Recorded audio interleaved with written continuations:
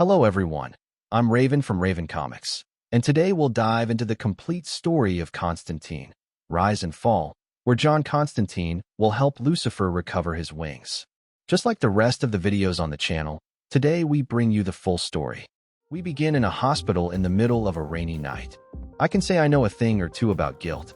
A woman asks if something's happening. What's going on? Why can't she hear it? The nurse tells her not to worry. He's perfect. I understand how far someone would go to make up for the crap they've done. I've seen wicked bastards turn into angels. Tough men become good. And all of it in the blink of an eye.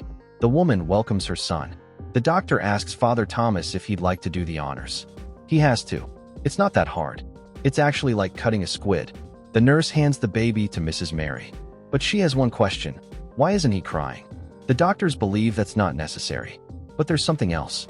They need to look at his eyes. It's like he's come into this world for the second time. Is Thomas seeing it? Yes, he really can see it. Mary feels like he's already known her his whole life. And soon, she'll know him for her whole life.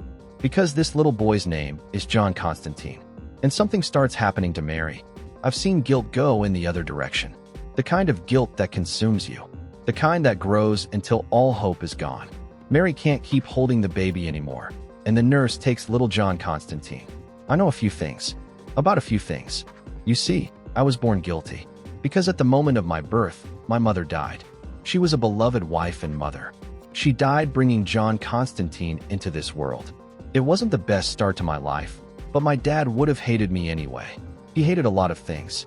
The only time that bastard was happy was when I went with him to Enfield to see Liverpool play. But I never played enough football.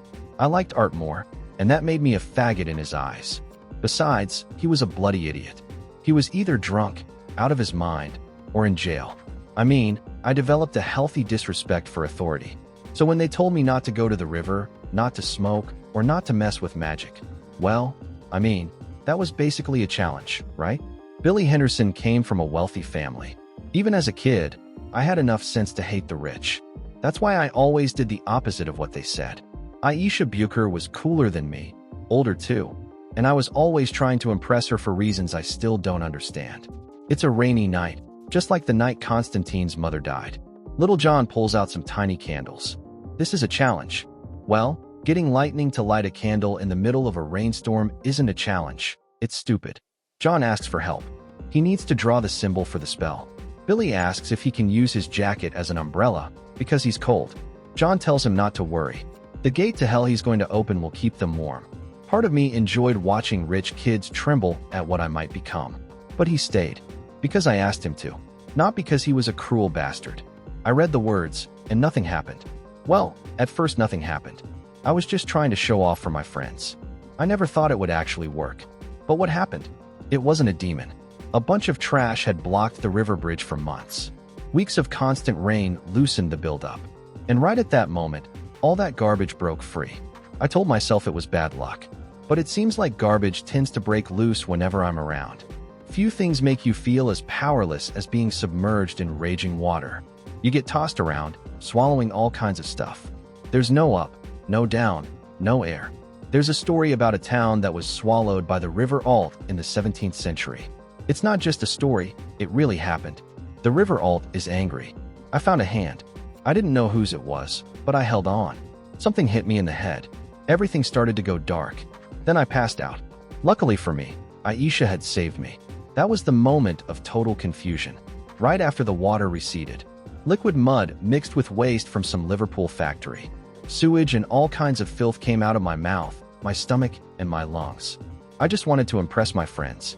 There might be more impressive things than being on your hands and knees, covered in your own vomit.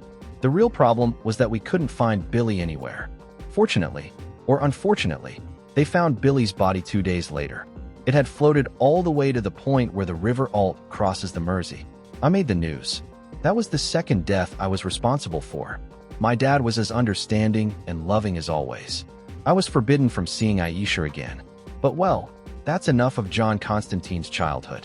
Right now, we're back in the present. Just like Constantine, Aisha had already grown up. She was calmly walking down the street when suddenly, on a building, she saw a person impaled on a stake. The person had a pair of wings. Sometime later, emergency services were called to come and help. Everything was going fine, and they were about to lower the body. But before they could, the support broke, and the person fell. Everyone was alerted. They had to step back. The good news is that no one was hurt. The bad news is that the impact caused a massive splash of blood. Everyone nearby was stained. Later, at the morgue, the medical examiner was inspecting the body. A few discoveries were made. The wings were not connected to the back muscles. It looked like they had been sewn onto the victim's back. But there was something more. The wings, the feathers. She could run more tests, but so far, the material used couldn't be identified. He had to see it for himself. When they entered the room where the body was being kept, someone in a hood had already stolen the wings. Aisha pulled out a gun and started shooting, managing to hit the figure in the back of the shoulder. Still, the person managed to escape without major trouble. Out in the hallway, someone was waiting. Aisha told them not to take another step. It was John Constantine, who told her everything was fine. The reason he had come to see his old friend was to tell her he's here. He's back, referring to someone else. John had seen the news while having a drink. He admitted he replayed the part where people got splattered with blood several times. It was bloody hilarious. And then he saw him. Aisha thought it was impossible. It was Billy Henderson. But in John Constantine's experience, impossible doesn't exist. Aisha couldn't believe it. He looked exactly the same. He hadn't aged a day.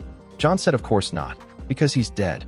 A promise is a promise, and later, they were at Dylan's bar. It had been 10 years since these two old friends had last seen each other. Why hadn't they seen each other in all that time? Well, because John Constantine stole her boyfriend. John said he didn't steal her boyfriend. He borrowed him and gave him back, although he wasn't quite the same afterward. The next day, John, Aisha, and Gary started investigating the case. The West Tower skyscraper, the tallest building in Liverpool. 140 meters. Talk about overcompensating. Of course, buildings with restaurants on the 34th floor wouldn't stop serving fine dining, even if some bastards had met there in one floor above. In this place, another person had fallen from above. This one also had wings tied to their back, just like the last one, only now they were gone. Constantine knew someone had gotten there first. Suddenly, he remembered something and knew he had to leave. Aisha asked what was going on. John couldn't stay there for whatever was about to happen. She asked again, did he know the angel? Constantine, of course, knew him, just like everybody else. And he's not an angel. He's one of the main reasons this bloody kingdom is going to hell. He used to be the prime minister. Elsewhere, Gary stepped out of a taxi to get some air. In the distance, he noticed something odd. A child was running away. Gary told him to stop. The boy didn't want to get hurt. He'd already suffered enough. Gary said he wasn't going to hurt him. He was a cop. He just wanted to talk. The kid turned out to be Billy, and he asked, "What do you want to talk about?" He was surprised. How did he have that face? Was Gary nervous? Maybe he should draw his weapon. But he doesn't anymore. Not after what happened to that girl in the crowd back in '97, right? Little Sarah misses her parents. She cries for them every night. Well, now it's always night for her. He just wanted a bit of dramatic flair. One bad decision was enough to leave his own soul so alone. Gary told him to back off. Billy wasn't going to listen, and he broke Gary's arm. Who could have seen that coming? He's really strong. Did Gary know what his problem was? It goes way back. He's not dying because of something he did. But it's not really his fault. It's not even about him. It's like that girl. He's just a bystander. Nobody important. Billy took the gun and shot Gary right in the eye. The only mistake was getting too close to John Constantine. That's all it took. Billy would leave him there for Constantine to find. He shouldn't forget, this is all his fault. Billy turned to go, but not before using the gun and Gary's blood to draw a circle. He'll be at the end of a long line waiting for Constantine's arrival. Meanwhile, with John Constantine, there's a shitstorm coming. But first, he's starving. The vindaloo in the fridge is 3 days old. He's so hungry, he'll risk it anyway.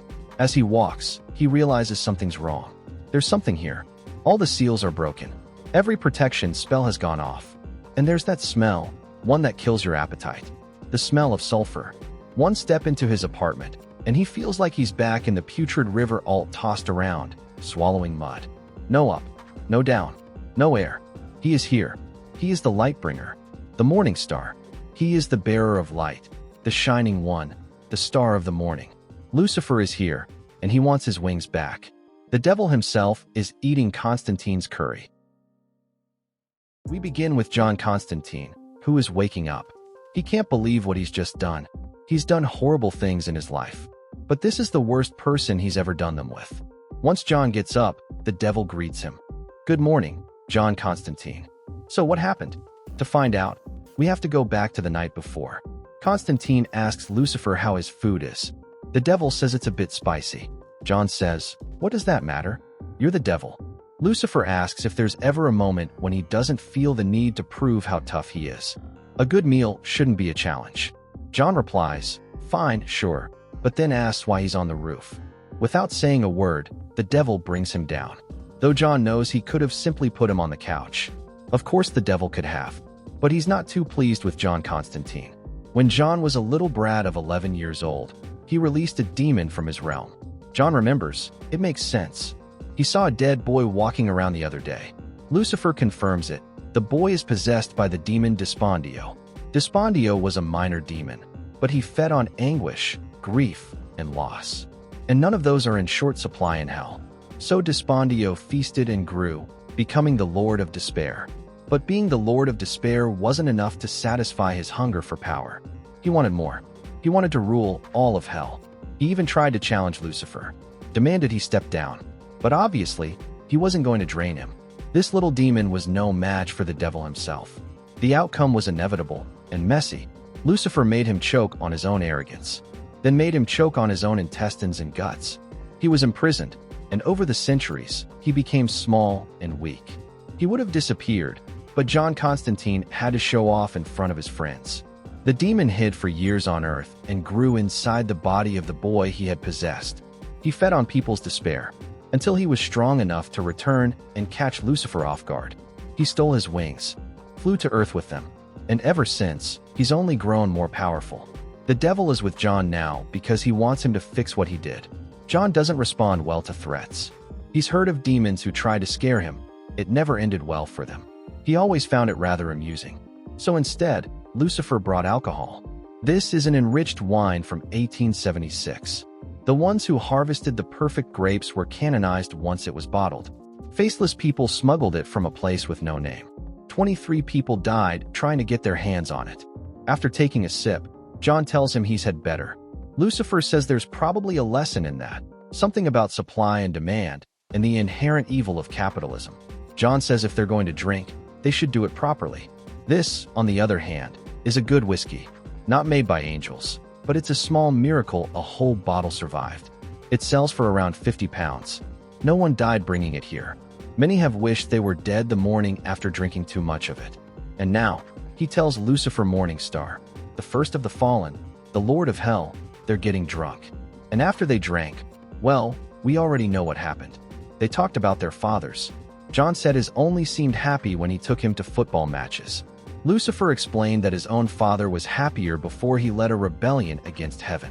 They bonded and cried. After that, Lucifer couldn't control what he felt toward John. He has that anti-evil magnetism that draws him in. Lucifer just starts laughing, then snaps his fingers. Suddenly, they're somewhere else. Lucifer tried to keep a straight face. Really, he knows the Lord of Lies, and he doubts even he could have committed to the act as well. He was just tormenting him. That's what he does. John shouldn't flatter himself so much. The devil has an entire underworld of beings throwing themselves at him every second of his existence. Some of the most beautiful and twisted creatures of all time are down there because they're extremely good at very bad and pleasurable things. As for John, he's got a bit of charisma, but that doesn't make up for the fact that he looks like he's rolled around on an unwashed floor for days. The devil has standards. He wouldn't sleep with someone that filthy. John walks away. Even for him, that was a low blow. He's beneath Satan's standards. The phone starts ringing. The call surprises him. Remember that in the previous chapter, his friend Gary had been killed by the possessed boy. For John, it's a tragedy. Gary was a genuinely good guy, and there aren't many of those around anymore. Once they arrive at the crime scene, Aisha tells him they have to find whoever did this and make them pay. And at this point, Aisha asks, "Who is this guy?" John asks Lucifer for a moment alone and asks him if she really can't see the horns. Lucifer tells him no, she can't, but he can. And if he wonders why that is, it's because he knows the horns scare him. Once the conversation ends, Constantine asks Aisha to give him a moment alone with his friend's body. But Aisha says it's a crime scene. He can't. John just needs a few minutes. He promises she'll know everything she needs to. What's going to happen is simple. He's going to have a chat with someone. As he walks down the alley, John greets his friend Gary. He asks, "What happened?" He assumes it must have been something shocking. Gary just says he feels cold. John can imagine. Gary feels like he should be somewhere else, but he can't go. He left him here, so he'd be found. And it's all the fault of that boy, Billy. What John wants to know is whether Gary left any message. Gary says he wanted him to know it was his fault, and that he'll be here, standing in a long line, waiting for the end. That's all he said, before breaking Gary's arm. He made it look easy, like snapping a twig. And then he killed him. John says goodbye. He could have found a way to walk away from all of this. Let Billy keep throwing greedy idiots out of the sky. He didn't want to work protecting rich people while also serving the devil. But this demon made it personal. John is going to break the seal and release him, so he can go to a better place, or at least better than Liverpool. John breaks the seal and tells his friend he's free to go, but then realizes there's something else keeping him here, a woman. And none of that matters, because Gary has to know he can't offer her anything anymore. John tells him that's not it. He killed her. It was an accident. He says she was stuck, crying, all alone. John tells him he has lives to save. He can't spend too much time with the dead, even if it's his friend. Gary understands and begins to leave. John asks him not to. He can stay with him for as long as he wants. Once John exits the alley, he tells Aisha it was Billy. That day Billy died in the river. The spell worked. They released a demon, and now it's inside Billy. He killed Billy. He's sure he's killing the rich. He's probably taking something from them first. Aisha tells him he can't arrest a 10-year-old child for murder. John says the kid won't be acting alone. He's powerful, but he'll have involved people who aren't in the body of a 10-year-old boy. Aisha knows the kid is in her house. But before John wants to go to his place, he first wants to visit Billy's father, the snobby businessman. A little later, when they arrive at Mr. Henderson's, he lets them in. But seeing John Constantine is something that puts him in a bad mood. After all, he blames him for his son's death. He thought John had come here to apologize, but clearly, that's not the case. And the police, along with the detective, are just wasting his time. He has a business to run. In fact, several. Aisha tells him they'll leave, though if he wants to talk later, she'll give him her card. For some reason, he doesn't accept it. He simply asks both of them to leave. Once everyone is gone, Billy enters his father's office. The boy asks, "What was that?" Billy plans to deal with Constantine, but the police are a different kind of problem. Is he maybe trying to drop him a hint? His father says no. He doesn't have to be stupid. Billy pulls out a blade and threatens his father. He can't ruin this. This is something good. He knows what will happen if anyone finds out. Billy starts cutting his own arm. What's going to happen is he'll end that kid's life and move on without him. Back with John Constantine, he knows Mr. Henderson is involved in all this. He moved exactly like someone who'd been shot in the shoulder. It matches the man who stole the wings from the morgue and got shot the other night. But they need a warrant to go further. And they need evidence of stitches on his shoulder. Lucifer starts getting agitated. If that man's there, he's going to rip it out of him. John tells him to calm down. That's not what they do. To the devil, there are no rules, and of course, he will do it. John tells him he can't do that here. This is a place for people who like talking to strangers or are too stubborn to try online banking. The police arrive and interrupt. They have to leave this place. Whatever they're doing, they need to do it outside. For John, the situation just got a lot more complicated. If there's one being in the universe guaranteed to have a problem with authority, it's this guy. The police approach Lucifer and touch him. Obviously, that doesn't sit well with the devil. That officer is nothing but an insolent idiot. Using one hand, Lucifer kills the cop. Aisha orders the devil to get on the ground. Obviously, he's not going to do that. Didn't he already make it clear how he feels about orders? Using his powers, he sets the gun on fire to burn Aisha's hands. John again begs the devil to calm down. He's serious. The devil says it's impossible for John to hurt him, but Constantine knows he can. This amuses Lucifer a bit. He doesn't even recognize that symbol. John tells him that's because it's just a light show, a little distraction. The devil asks if he thinks he's some lesser demon. Does he really believe he can hold him back with salt? John knows it won't hold him for long. That's why he's got a trick up his sleeve. He's going to use that salt circle to create a bit of fire. This is holy fire, captured in Jerusalem, kept as a spark in his pocket for just the right occasion. The devil backs off, but he can wait. John asks if he's going to demand a terrible punishment later. Of course, but he needs him. He doesn't want to face Despondio alone. Otherwise, he already would have. John will deal with this mess. He'll recover what was stolen from him. But Lucifer has to step aside and let him handle it his way. He needs to let go of his resentment. He should remember what pride comes before. Before John can finish his words, the devil walks away. To Gary, this is unbelievable. John Constantine just told Satan to leave. Clearly, that can't be a good sign. Once the devil is gone, John extinguishes the fire. Aisha calls for an ambulance while trying to reassure the guard that everything will be okay. Everything has just changed for the detective. That guy had horns, and she saw them. What she wants to know is who he was, and what exactly John Constantine is doing. John tells her he can't say, mainly because he doesn't think she'll like the answer. Aisha doesn't know who that man was, but she wants him gone, now. She won't be working with John Constantine again. Later, Gary asks John what the plan is. The bastard of Newcastle honestly doesn't know. He hasn't even thought about it. Maybe he didn't notice, but things got a little out of control and weird. Gary did notice, but since he was shot in the head recently and his brains are still more or less where they're supposed to be, he thinks he's the most qualified one to come up with a plan. Honestly, the dead man's right. Of course, the dead are always so insightful. But last night's whiskey is wrecking the inside of his skull, clashing with the beer still left from the night before. So maybe any plan would be better after a nap in his own flat. Well, John Constantine just lost his flat, because when he gets there, he finds it engulfed in flames. Gary tells him it looks like the devil set it on fire. And John agrees, that's some top-notch detective work. Not even Batman could have done it better. Well, now that he's pissed off the Lord of Hell and his apartment is in flames, those two things are clearly connected. John is going to leave and asks Gary to stay behind. If he gets bored, he should do him a favor and scare the guy downstairs. He's a jerk. Meanwhile, John's off to convince a judge to break the law. That would have been much easier with the devil at his side.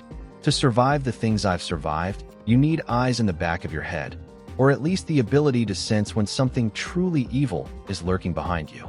I hurt his feelings. I should have known he wouldn't leave without taking something more. Someone is following John. He thought it was a good stalker. Well, Satan, let's end this now. But to John Constantine's surprise, it wasn't the devil, it was little Billy. John asks him if his dad knows he's up past bedtime. Billy says yes, and in fact, his current actions are in line with his father's wishes. John asks if he's going to kill him. Billy obviously wants to, but John brought him into this world, and for that, he's grateful. So, he'll give him a chance, but first, he's going to issue a threat. No matter who you are, if you have someone you love, he'll destroy them. John interrupts. He thinks Billy might have missed the stories about his own threats. He tends to get vengeful and a little violent. Billy is confident. He knows John won't hit a 10-year-old. But clearly, Billy was wrong, because John gives him a solid kick in the groin. The bystanders quickly rush in to confront him. John tries to convince them that this isn't what it looks like. One guy keeps hitting him. Thinks he's tough beating up a kid. Billy gets up. He doesn't need help. He breaks one man's neck and punches straight through the other. John really is a bastard. He should have killed him a long time ago. And if you're wondering, he can already taste John's despair. Suddenly, it's all interrupted by Lucifer. He can't eat John, because that bastard works for him. Before continuing, the devil is here because he wants his wings back. Despondio takes off his jacket and shows them off. He thinks they suit him well. But before a fight can break out, Despondio leaves. Part of him would love to fight, but he doesn't think it's worth the risk. John gets up. That was his hero. Lucifer apologizes for how he acted and for burning down his place. John thanks him. He really didn't expect that. The devil apologizes. He has anger issues, but he's working on them. John points out that his rage made him rip out a guy's kidney. The devil says it's fine. He had another one. Well, can't argue with that. And not just because their last argument ended with a kidney being removed. What the devil wants to know is, what was John doing out here? Constantine was thinking of a plan to defeat the demon and recover the wings. But the plan didn't include little Billy showing up and trying to eat him in the street. If he's right about what's happening, he needs Billy's dad behind bars to stop this. He was going to see a judge for a warrant, but it'll be much easier if the devil comes along. Lucifer asks if he has to torture a soul. John says no, he doesn't need his powers, just his fame. Later on, Constantine shows up at Aisha's house to show her the warrant he just got. It's his apology, in the form of an arrest warrant for Mr. Henderson. Aisha asks how he got it. John says it involved hell. She already knows Judge Brooks. He's also a Satanist. All John had to do was introduce him to his hero for a quick photo. And now he'll be honest with her. The guy with horns dressed in white that she saw earlier was the actual devil in person. She doesn't have to worry about him anymore. He agreed to back off and let John handle this alone. Soon after, they arrest Mr. Henderson and question him in a holding cell. Over the past month, several extremely wealthy individuals have disappeared. A number of them appear to have taken their own lives. So far, 5 of them have apparently jumped to their deaths. A social media CEO in the US, a coal baroness in her tax-free Australian island. But Aisha doesn't believe they were dirty. 2 days ago, the CEO of an online betting company was found on a spire wearing wings. Last night, a former prime minister was found dead on a rooftop. Something was clearly ripped from his back after the fall. She believes it's all connected to those deaths and to the murder of Officer Gary Jones. And the person involved is his son. Mr. Henderson says his son is dead. She was there. Aisha shows him a photo and asks him to explain what Billy was doing at the crime scene. Suddenly, John walks into the room and interrupts.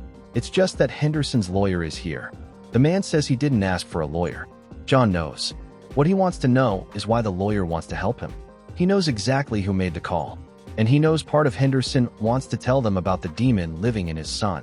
Henderson understands now, but says he's doing all of this for his son, since the body is still his. If he doesn't do what the demon asks, it'll hurt him.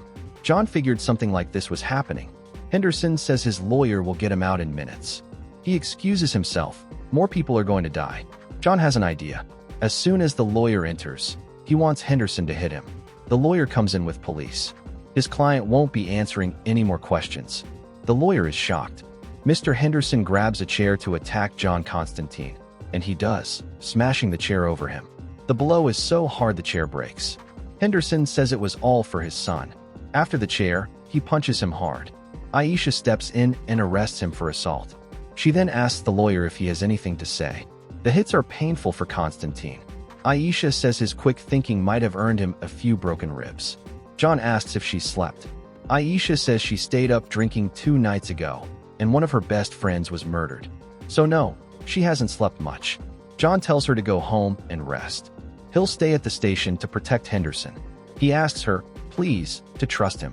Aisha spent half a day walking with the devil, and he never told her. Now he wants her to just trust him? He's going to come here, isn't he? Billy will be here, or at least whatever lives inside him. John says yes, and even the devil is terrified of him. That should tell her all she needs to know for now. She's done all she can. Now he has to do the rest. John believes there might be a way to save the boy, but his father and he need to talk before Billy arrives. Later, Aisha gets home, where her husband is waiting with some wine. He knows she's had a terrible day and imagines she can't stop thinking about horrible things. He thought maybe she could drink until she passed out. She knows she has a caring husband, but asks, what about that giant bowl of candy? Well, that's for a sleepover. The kids invited a friend and said they could play until it was so late they couldn't control their emotions. Aisha asks if they know about Gary. For now, they don't, and he doesn't want to tell them. Tonight, they just want to give them a big bowl of sugar. Aisha walks over to the kids. What she sees surprises her. Billy was already playing with them, and he asks Aisha if she's going to join them too. It's safe to say I know a thing or two about guilt. But there are evil bastards in this world who seem to feel no fear at all. In business and politics, these sons of bitches abound.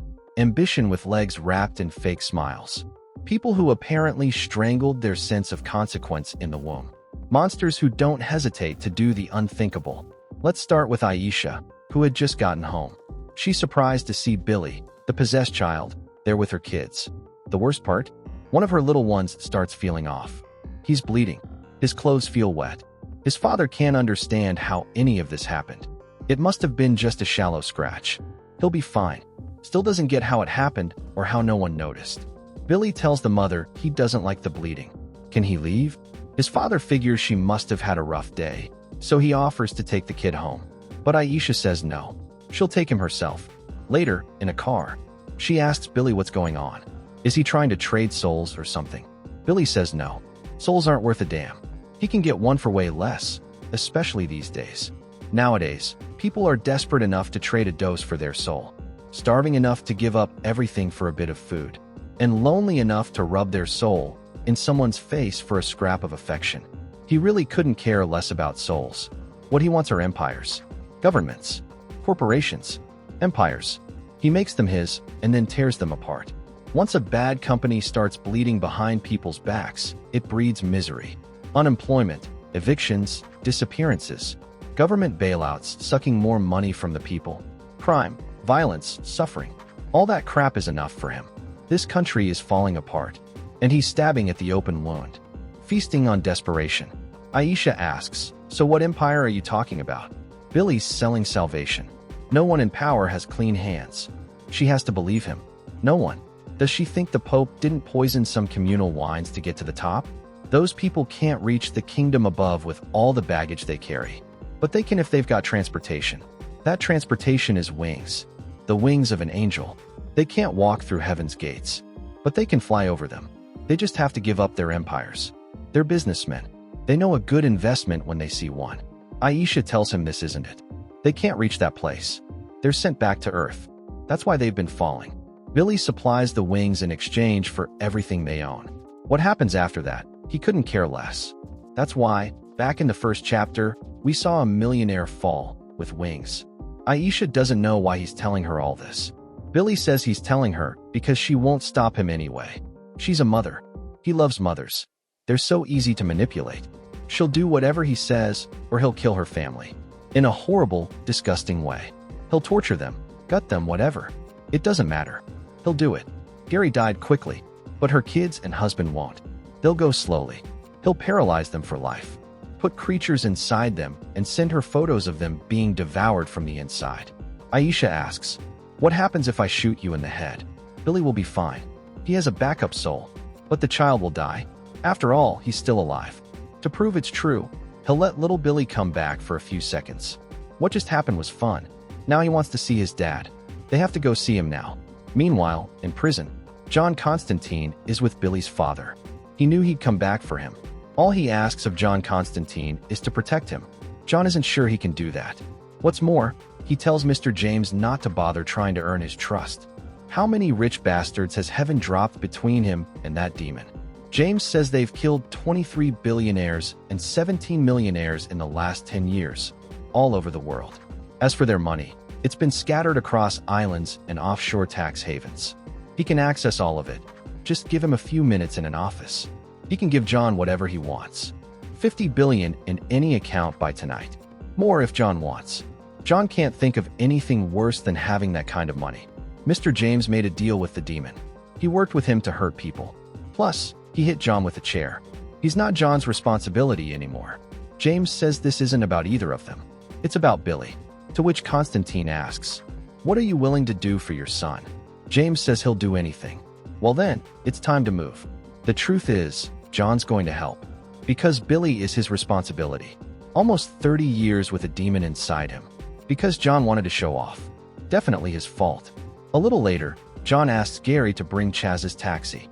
Meanwhile, he's going to start a plan. Well, half a plan. But to finish it, he needs to come up with the other half. Alright, looks like he won't have time to plan. He'll have to improvise. Because Billy has arrived. To get things started, he hands Mr. James a gun. All he has to do is try to scare him, and John will handle the rest. Once Billy shows up, his father tells him he shouldn't be there. Billy knows he absolutely should. He will kill those people and fly out of this place. Mr. James pulls out a gun. He's had enough. The demon lets Billy resurface. But his father knows that thing isn't Billy. His son isn't in there. Billy turns to look at John Constantine, but there's nothing John can do. He already told him the truth, that his son drowned 30 years ago, and he's just been manipulating his corpse ever since. So he should fear Mr. James, because James is going to kill him and go back to being a rich man. Everything is still in his name. He'll have another son. He'll keep his power, and he'll forget all about little Billy. Before he can pull the trigger, the demon exits and possesses his new host, Mr. James. That was the first part of the plan. Now it's done, but they now have a monster on their hands. One that's capable of the unthinkable. It's time to move forward with the plan. Even though Mr. James is possessed, he's still holding the gun. John yells that he's going to shoot the child. Aisha gives the order to the officers. Suddenly, several cops arrive and open fire, taking down the man on the spot. Bullets won't kill a demon, but they can destroy the soul it's anchored to. Fortunately for John, Billy is back to himself. Unfortunately, now that Despondio has no host, he must leave the body. Once the body is torn in half, he's free. The demon is furious. John is a damn idiot. This is a major inconvenience. Now he's going to rip him into 1,000 pieces. But that won't happen. The owner of the wings has arrived. Lucifer asks Despondio if he's ready to face him, or if he plans to run away again. Despondio, for now, won't attack Lucifer. He's leaving the prison to go after every single person outside. He'll kill anyone in his path. Doesn't matter if he has to rip them apart or eat them. He'll wipe out everyone out there. Aisha turns to Constantine and asks, "What now?" The bastard says there's going to be a tantrum. They pissed him off. He's probably going to slaughter people indiscriminately. Lucifer agrees, unless they find a host. Before they go any further, Lucifer asks, "How did you summon him and bind him to the boy's body?" For John, that's bad news. They'll need the same summoning spell, and he knows where to find it. To get it, he'll have to go somewhere worse than hell. That place is his father's house. The reason he's there is because he's looking for a book. It has a pair of covers, filled with pages and words, just like what you see on TV. As he walks through, his father is face to face with Lucifer himself. If there weren't a demon out there killing left and right, he might actually enjoy the sight of his dad picking a fight with Satan. But today is not that day. John can't stand the fact that his father is talking to the devil, so he tells him to shut up. Suddenly, his father slaps him, then decides to walk away. Always nice to see his dad. Before leaving, Lucifer tells the old man that John disapproves of kidney snatching, so they're just going to talk. When John leaves and gets in Chaz's taxi, Lucifer joins him to stop him for a moment. While John was busy, the devil had a little chat with his dad. Lucifer tells him what the old man said. Well, turns out he was wrong. It wasn't John's fault. He didn't kill his mother. He's sorry. Sorry for making John believe he did. Sorry for letting him grow up with that weight. He was an asshole, and he regrets taking it out on him. Finally, his dad said, he's got something to do. But when he's done, maybe they can go grab a beer or catch a football match. To John, that sounds good. Sounds pretty good. John heads out to continue his plan. Unfortunately, Lucifer won't be going with him. The only way to defeat Despondio is through pure joy. And joy isn't exactly Lucifer's strong suit. He can't fight a demon that feeds on despair, on the guilt of a life lived. That's why he gave John what he needed. Besides, he relates to Constantine. After all, his own father also dumped a ton of crap on him. So now, off you go, John Constantine. Finish it, Tiger. Once they're in the taxi, Chaz asks John if he's really going to a match with his dad. John guesses so. After all, he'll be surrounded by 50,000 people. Better than being alone with the old man. And it's the only place he's ever been happy. John remembers. That's it. Happiness. Almost all his magic is sympathetic magic, using what already exists. John begins the spell. It's a summoning spell, and he's starting it right here, in the taxi. Chaz has no choice but to drive and start running. He doesn't understand why John had to summon him in this spot. John just tells him to take GW Lady Street. The problem is, things are getting worse. Luckily, while they're speeding down the road, they manage to dodge Despondio and crash him into a wall. But they can't get too confident. He's still coming. They need to turn into the park. Chaz says he can't. There are huge concrete bollards blocking the way. But as they move forward, even those don't stop him. John tells him to listen. He needs a favor. Chaz, desperate, can't understand how John dares to ask for a favor. He just wrecked his car while they were running from a demon. Because of him, he's still a massive asshole. John agrees. He's an idiot. He's sorry. Chaz is his best friend, and he needs his help. John got a little sentimental. All that talk was just enough to distract them. And Despondio arrives to smash the taxi. A lot of confusing stuff has happened today. And Despondio asks, "Why did you summon me?" John says he knew the demon would keep killing, and he had to stop him. Despondio's killed so many people he's lost count. And does John have any other reason for summoning him? Does he want Despondio to take his soul or something? Because that sounds almost altruistic. He assumes this is his new host. John, that's what he thinks. He just needs to give him a second. He always liked this park. All right, yes, this will do. He can enter. Despondio, without hesitation, takes possession of John Constantine's body. As he does, Chaz is already prepared to begin a spell. Despondio asks, "What was that?" Inside him, John says it was Chaz trying not to mess up some basic Latin. They're alone now, and Despondio must welcome him inside. He's trapped with John. Despondio asks, "What exactly am I supposed to be worried about?" He wasn't planning on going anywhere. Now John's soul is his toy. John tells him, "If you want a soul full of despair, here it is. Take it." This is the best kind of sympathetic magic. They're in Stanley Park. There's no place like it on Earth. A proper clash between Everton and Liverpool, halfway between Goodison and Anfield. Two football giants where thousands have screamed every week for over a century. Red and blue in ecstasy, shouting for Big Dunk, Sulla, and Cahill. Stevie G against Munich, Gerrard versus Olympiacos. This place is magic. So bloody powerful that a father could forget he hates his son for 90 minutes. They're in the very center of euphoria. This is the nexus. And Constantine tapped into it. He filled his soul with the joy of those moments. John asks, "You want to join with my soul?" Then here it is. Looks like everything worked out for John Constantine. He's free again. And even the demon's wings are beginning to turn into those of an angel. John has to go, but not before asking Chaz to call Aisha. He has to tell her he'll see her at the bank. "I'm not usually this altruistic," he says, "but I'm also not usually driven by pure ecstasy." With a demon inside him, he's dying to punish someone. Constantine is torturing him from within. This is the heat of absolute joy. Now, every single password, offshore account, and untraceable fortune belongs entirely to John. About 25% of the British Isles live in poverty. When the sun rises, Despondio will be completely dry. 14 million people will have £30,000 added to their accounts. It's done. They just did the right thing. Like a Robin Hood who tortures demons. Aisha tells him to imagine having the power to do that, and simply choosing not to. John says billionaires are the filth of the earth. It was about time someone said a few things right. Back at the park, Constantine tells the devil everything that happened. He took over. A mix of joy and revenge. But all that happiness is starting to fade, and his cynicism is returning. Before moving on, he asks Lucifer to kindly remove him from inside. The devil agrees. He grabs a drained little Despondio and devours him.